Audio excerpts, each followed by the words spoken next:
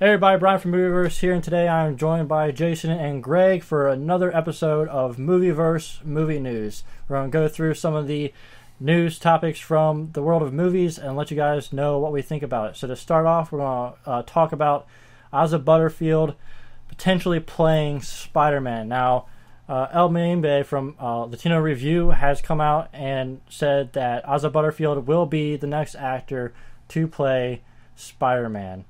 Jason, what do you think about this news?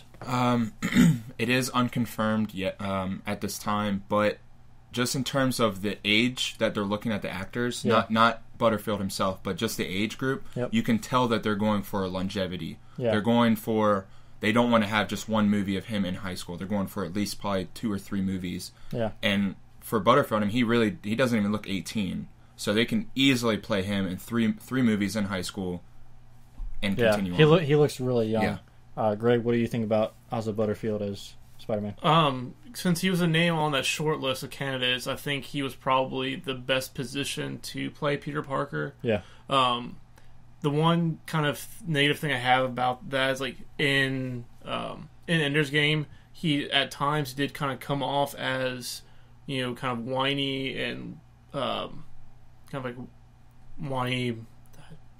Like a whiny teenager. Yeah, and so I feel like if they lean too heavily on him being just a teenager with powers, it might not translate very well into the movies. Well, this is a different news topic that we don't have on our list, but the directors that they're looking at for this new Spider-Man movie, all of them have under their belt a movie that deals with teenagers, like a lot of high school centric stories. So I think that as long as they write a good script for it and a good story, I think Asa Butterfield can do Peter Parker and Spider-Man really well, because in Ender's Game he did have a more serious type of role. And he deserves a better result than what happened in Ender's Game, far as a franchise launching point. Yeah, and he has the ability, I think, to do some action because he did some in Ender's Game, but at the same time he is 18 years old, so I think that he can give us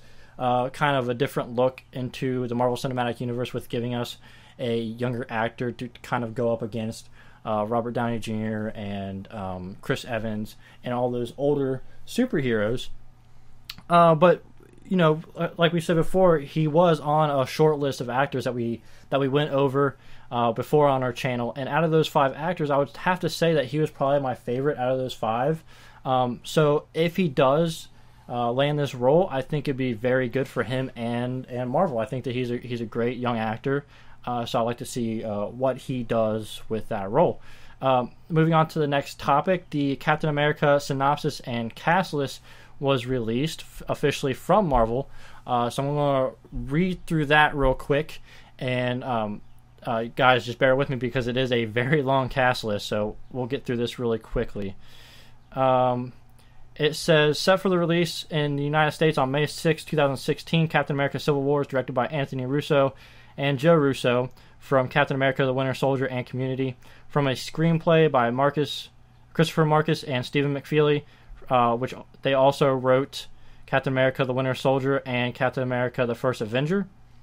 The film returns Chris Evans as the iconic superhero Steve Rogers / Captain America, along with Robert Downey Jr. as Tony Stark and Iron Man, Scarlett Johansson as Natasha Romanoff, Black Widow, Sebastian Stan as the Winter Soldier / Bucky, Anthony Mackie as the Falcon, Paul Bettany as the Vision, Jeremy Renner as Hawkeye, Don Cheadle as Jim Rhodes / War Machine, and Elizabeth Olsen as the Scarlet Witch.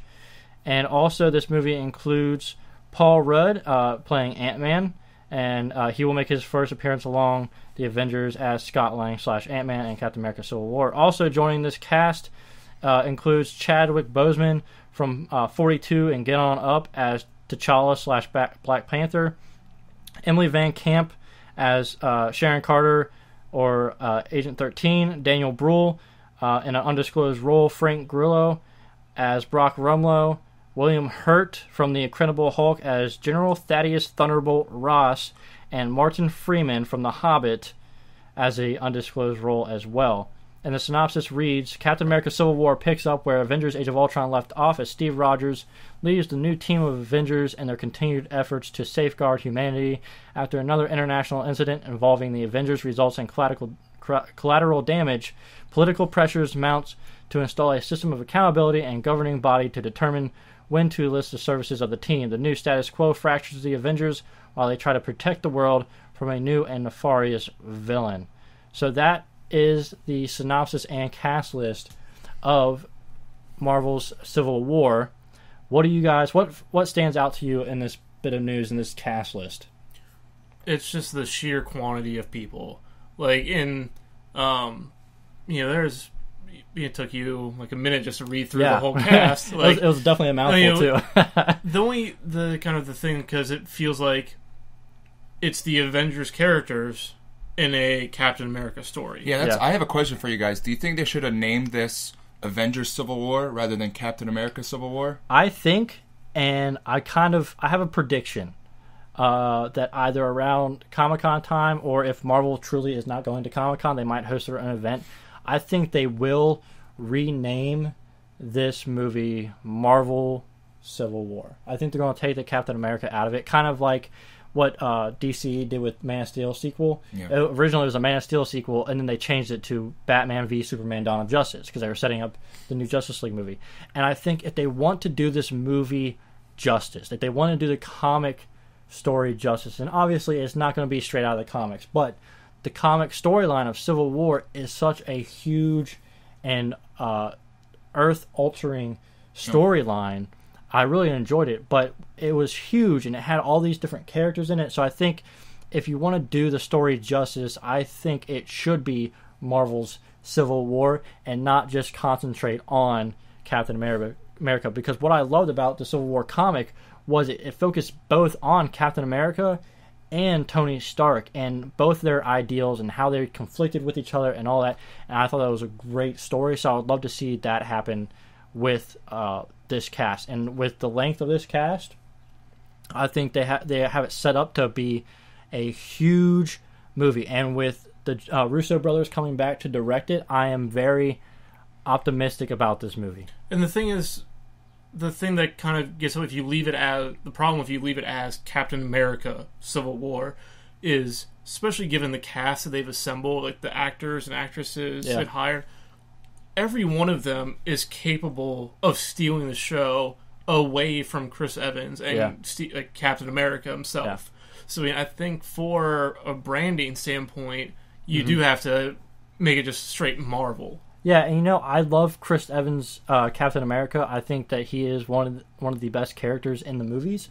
But I think if you do keep it as Captain America Civil War, that kind of has the insinuation that you're going to focus the most on Captain America. And with all these characters in it, like I've mentioned to both of you guys off camera that I think this movie will focus on a core character group of maybe 4 or 5 people, and then everybody else who is in this movie will be there for like the background. Like they'll be there for fights and to raise the scale of moral this movie. Support. Yeah, they'll be there to raise the scale of this movie. So, but the one biggest thing that stands out to me in this cast list is the fact that Spider-Man is not on here. And we just talked about Asa Butterfield being rumored to play Spider-Man. I think that they've had whoever their Spider-Man is. Oh, yeah. I think that they have had him locked down for a while now, and I think that they're just waiting for the right time to release that bit of information, whether that be Comic-Con, whether that be D23,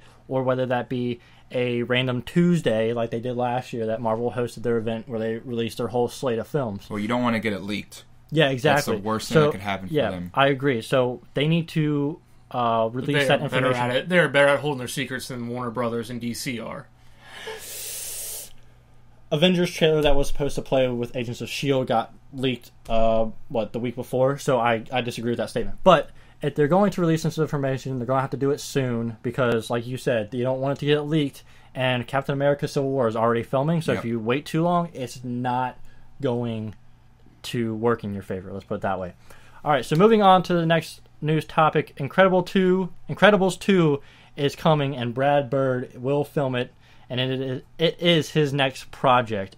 Jason, what do you think about Brad Bird It's a long time coming. It's been over 10 years since that beloved Pixar movie was made, and it's kind of an interesting thing because it's kid friendly. Yeah. But there's a lot of things that kids don't understand. Like when I first saw it, there wasn't. I didn't understand a lot of what was going on. Just like every Pixar movie. Yeah, there's a lot of stuff for every age group, right? Yeah. And it should be a true sequel, unlike. You know, we mentioned this before off camera, Monsters University. Yeah. They kind of went before Monsters, Inc., and this one is going to be after the events of what happened in Incredibles. Yeah. Greg, what do you think about Incredibles 2 and Brad Bird returning to direct? I mean, I think it's a great thing for fans because you get the continuity. Yeah. Like, he had a bunch of ideas that he wasn't able to put into the first one. Yeah, and he's kind of reworking and tweaking to try and put them into this. Yeah. So it's in the best hands possible. Me personally, when Incredibles came out the first time, I wasn't super excited about it. Yeah. I enjoyed it, but it didn't have the same highs that a lot of the other Pixar movies did leading up to that. But I am excited to go see it, and I can't wait for it to come out. Yeah, and to touch on a point that you made, I don't think that this movie would be happening if Brad Bird was not returning. No, there's no way it should happen if Brad Bird wasn't coming back. And in contrast to you, I mean, I remember seeing Incredibles, and I know you're a couple years older than I am, so you don't have that same connection with it. But for me, it's kind of like I compare Incredibles to Monsters, Inc. I love that movie so much. So when they finally came out with a sequel, I wasn't going to let any kids who did not see the original get in my way. I was going to see that movie. I was first in line, ready to go. And I think Incredibles 2 is going to be the same for me. It'll be very interesting to see where this story starts off. You know what I mean? Are the kids going to be in their 20s? Yeah. Or are they just going to be in their teens? I think that they will put them in their 20s. I think that's a smart way to go. So that way Jack can be... I want Jack to be a teenager. Violet's age. I want to see Dash older and Violet older. Yeah, I want to see Dash in his 20s. I think that'd be a super interesting character. And I want to see Frozone's wife. Oh my God! Yeah. I want to see Frozone's wife. I am the greatest good you are ever going to get. All right. Moving on to the next bit of news. Fox announces that they will be putting out a new X-Men movie called X-Men New Mutants. Greg, what are your thoughts on this new... I mean, I think it's kind of Fox kind of still trying to grasp at straws to stake a further claim in the whole X-Men franchise that they are not going to give up X-Men. Yeah. It's personally, I don't really know much about the New Mutants, if at all. And I was never a big actual comics person. Yeah. I mean, I know they have existed as comic characters. Yeah. My love for X-Men came from the animated series. Yeah. So, that, I think they didn't come out till after that series was over.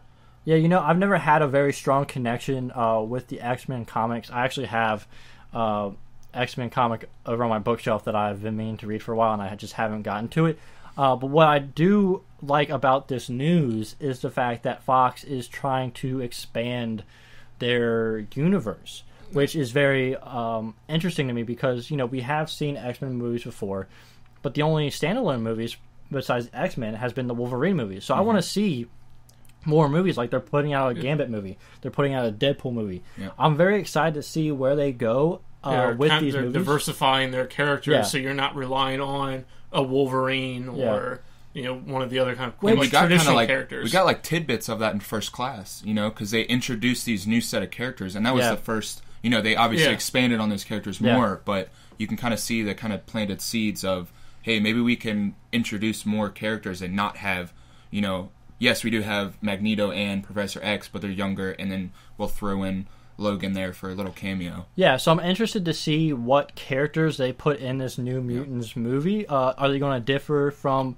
the characters that they have in X-Men Apocalypse? Because we know that they're bringing back Jean Grey, they're bringing back Cyclops and Jubilee and Psylocke, Nightcrawler, and all those. And Archangel. Yeah. So I'm curious to see what character, if they're going to have those characters show up in this movie, or if they're going to have new characters show up in this movie. And I'm really interested to see where they go with this new New Mutants movie.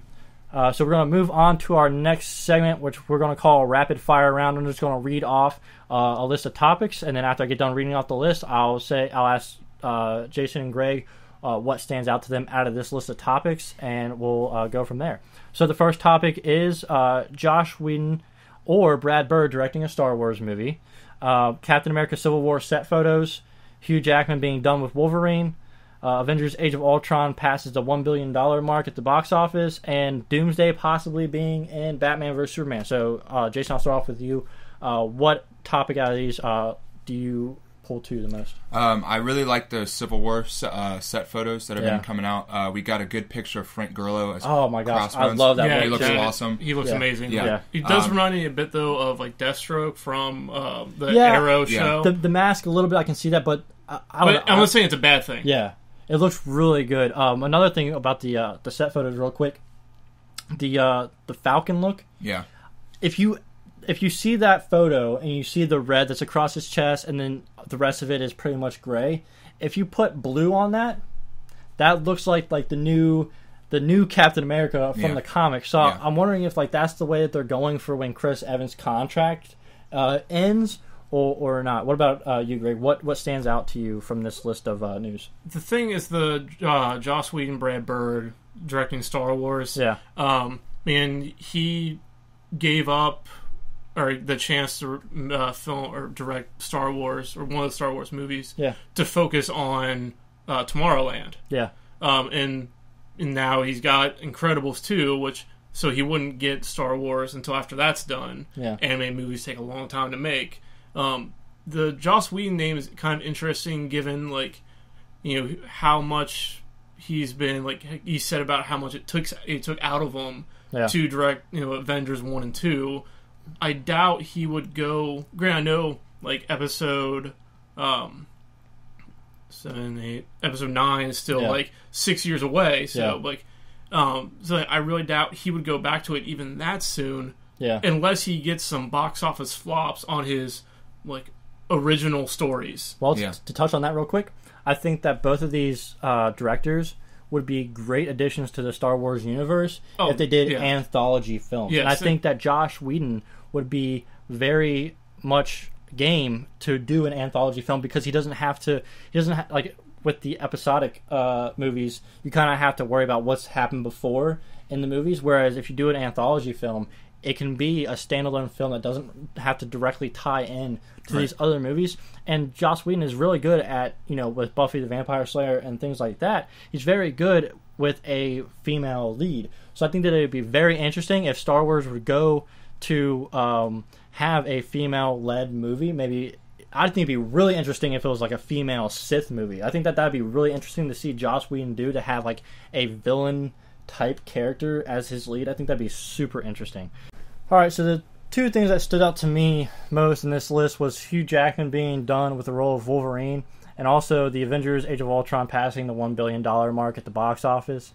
All I want to say about Hugh Jackman being done with Wolverine is that he's played the character for so long, and I've grown up with him as Wolverine. It's going to be hard to imagine him or imagine Wolverine with a different actor playing him, but when they do replace Hugh Jackman, I want them to go back to the comic version of Wolverine where he's shorter, he has the X-Men suit on. I think it'd be really interesting to see in live action.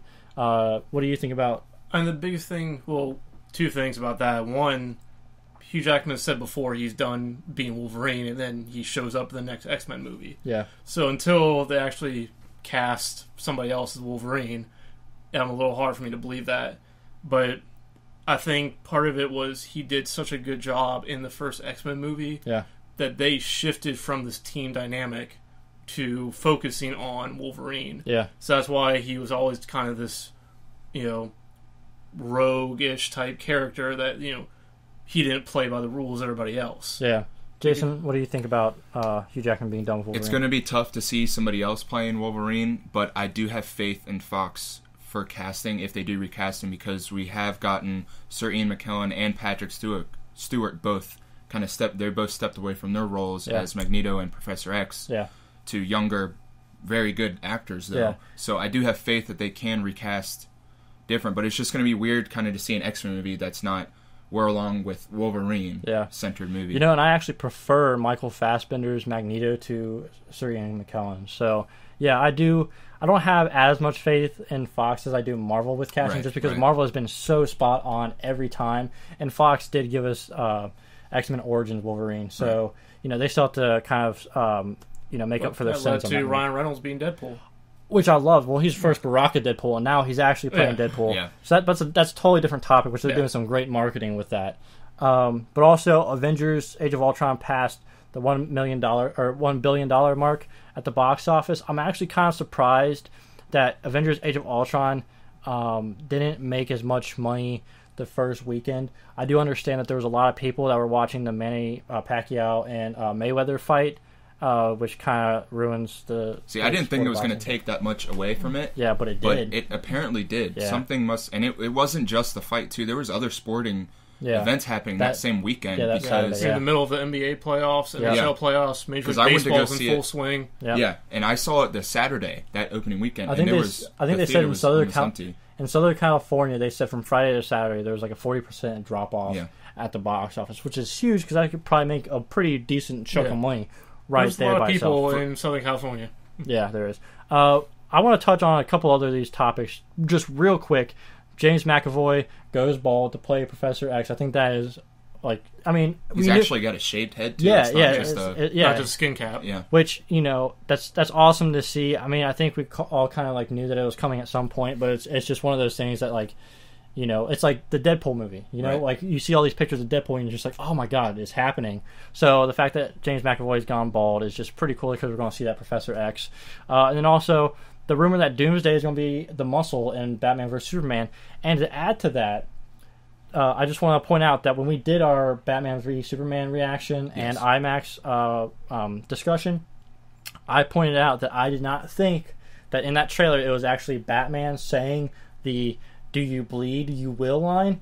And the rumor that Doomsday is in Batman vs. Superman also says that it is not Batman who says that line in the movie. So if I'm right, this will be the second time that I am right about something this critical in like 2 weeks. Because I was right about the Vision having a Infinity Gem in his forehead. I wasn't completely right about it, but I was like 60% right. So I'm going. You just were wrong about which one it was. Yeah, so I'm going to round that up to being right. And then at this, I'm just saying I like being right. But anyways, so let's go ahead and move on to our final segment where we let you guys ask us a question. But this is the first week where we have questions on our movie news show. So I went ahead and did a question for us. But in the future, if you guys want to send us a question, go ahead and email us at movieverseonline@gmail.com, or you can go ahead and tweet at us. Just use @movienews with the number 2 on it, or hashtag #MovieverseMovieNews, and go ahead and ask us a question, and maybe you guys will get your question on the show, and we'll be glad to answer that question for you.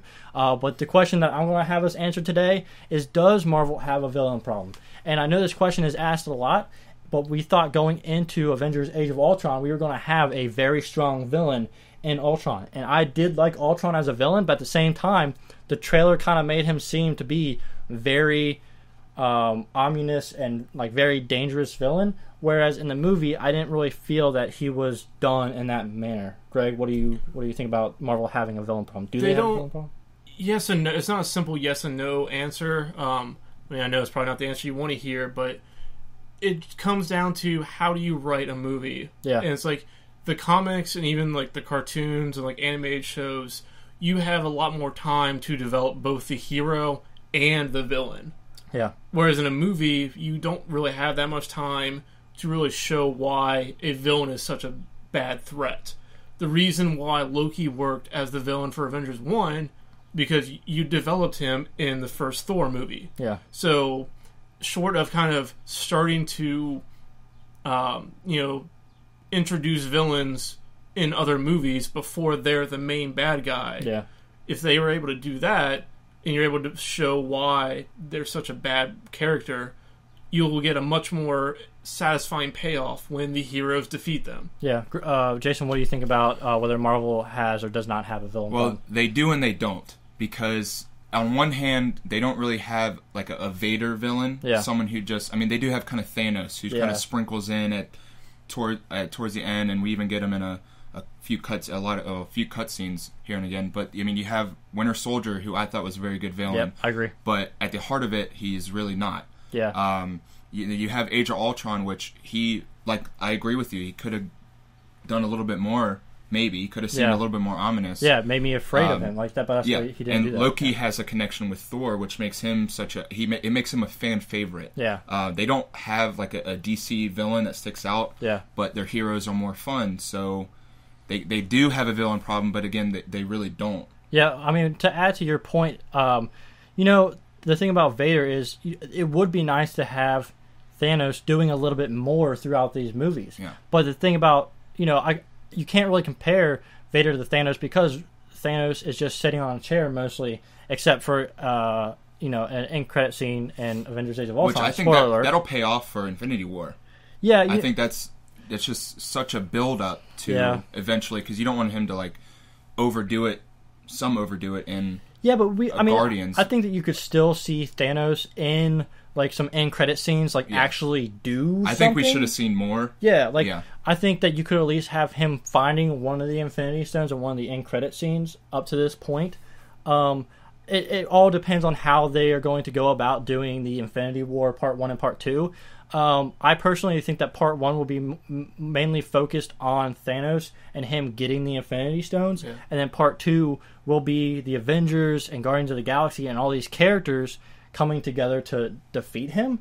But if they don't do it that way, it would kind of seem like they wasted all these movies where they could have put him in at really they could have put him in every Marvel movie in the end credit scene and him doing a little bit in every single, you know what I mean? It could be a really short bit of him doing something, but you'd be like, oh, what is this leading up to? What is this leading up to? Yeah. And you get more and more information out of those end credit scenes leading up to Infinity War. Age of Ultron is really the only time we see that happen where he goes and grabs an Infinity Gauntlet. Yeah, and really the only bit of story that we get about Thanos comes in Guardians of the Galaxy, where he's basically put this task to Ronan by hey, get me this Infinity Stone and I'll do this for you. And we do know that in the first Avengers movie he gives the scepter to Loki, but we don't know why. So I think that they could do a little bit more with Thanos to kind of give us that villain that would be comparable to Vader, but we haven't gotten that yet. At the same time, you also don't want to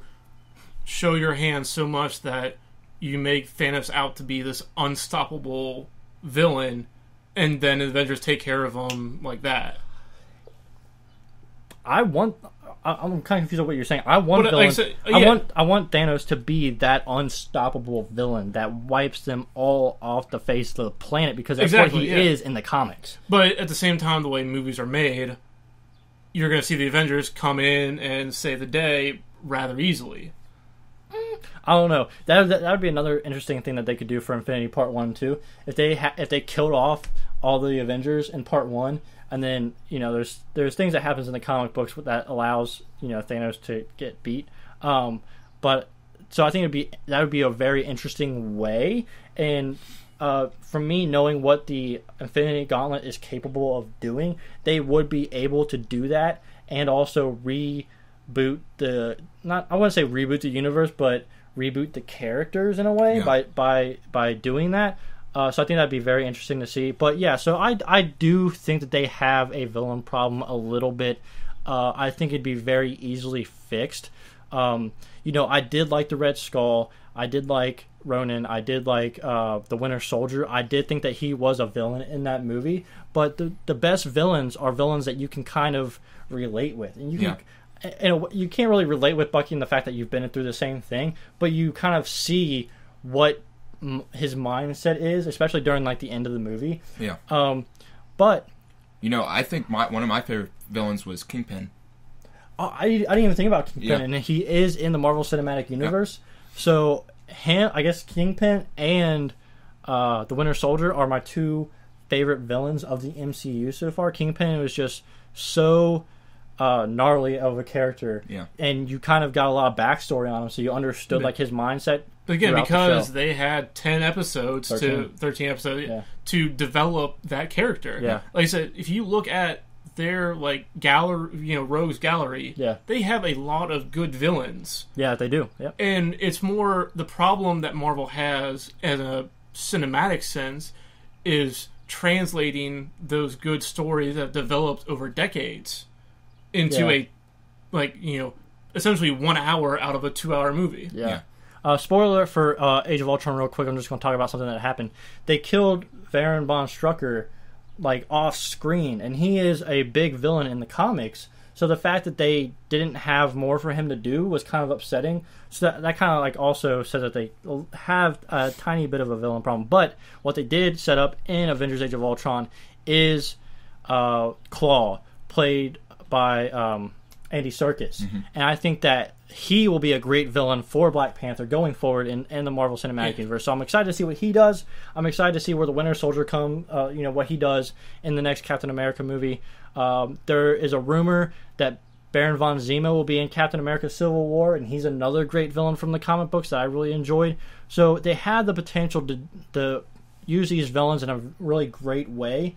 And I just hope that with Anthony and Joe Russo kind of leading this next phase of movies, they're basically the Joss Whedon of Phase 3 here. So I'm really excited to see what they do, because I really enjoy Captain America: The Winter Soldier. If they do a really good job on Civil War, it just makes me even more excited for Infinity War. Because they made good villains. Yeah. Not good comic book villains. They made good villains. Yeah. So with those two heading, I'm pretty excited. All right, guys, that'll do it here for this episode of Movieverse Movie News. If you guys want to hear a question that you have answered on the show, go ahead and tweet at us at Movieverse with the number 2, or you can send us an email at movieverseonline@gmail.com. Submit your questions to have them answered on the show. If you guys like this video, go ahead and click the thumbs up button. Comment down below what you thought about any of these topics that we discussed today. And as always, if you like what you see here on Movieverse, subscribe to Movieverse, and we'll catch you guys on the next video.